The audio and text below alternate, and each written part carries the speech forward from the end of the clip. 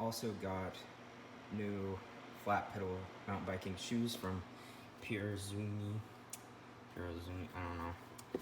The guys at the shop knew how to pronounce it better than me, but you know, it is what it is. They have a Vibram sole, which is supposed to last a really long time. This is the tread pattern on the bottom of them. And of course, this is where the flat of the pedal should be, and they should stick in there. As you can see, it digs in a little bit. They are very stiff, which is good. So when you're riding, it doesn't bend. The support around the ankle is pretty good. I've had problems with ankles tearing ligaments and whatnot, you know, the usual. It is vented. It also has the elastic to tuck your shoelace in after you're done tying. I think they're great. They're way better than wearing regular tennis shoes. You won't slip off the pedal.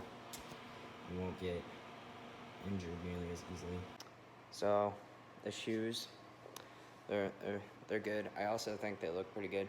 They have a bunch of different variations of the shoe. You can go with Shimano, because Pirazumi and Shimano are kind of the same company. They have two different brands still. I went with the Pirazumi, Pearlzumi, I don't know. But it has a Vibram sole. They're a little bit more expensive than the Shimanos, but they're better made, is what I was told. And I think they're great. They should last a long time compared to some of the other brands out there. It's got a better sole. It's got a good fit too. I usually have to wear insoles in all my shoes, but it's pretty comfortable. But also, since I'm on a mountain bike, it has full suspension and stuff, so it's not a big deal. I'm not walking around a lot, hopefully. You know, you don't want to fall off, and let's fix the mustache. You don't want to fall off or have to walk your bike that much, but it definitely does grip better.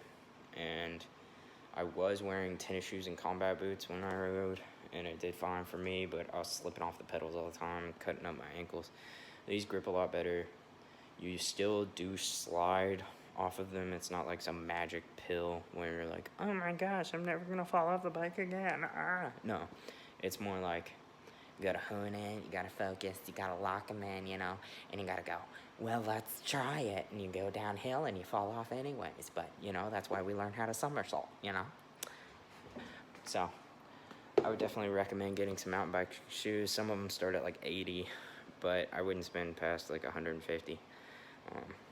It depends on what you want, how much money you have, what you're willing to pay for longevity, and so on. So I would also recommend getting knee pads. I have the Fox knee pads, and the hard plastic cover pops off, and you can get that replaced. They're like $15 for a new hard shell cover. They're great. They also keep your legs warm when it's really cold out, but they also aren't too hot. I don't know, they're well ventilated, I guess. They did their job. So I would definitely recommend that if you wreck a lot like me, but you know, we're all here for a good time, not a long time. Yeah, so I'll see you in the next one, I hope. Bye.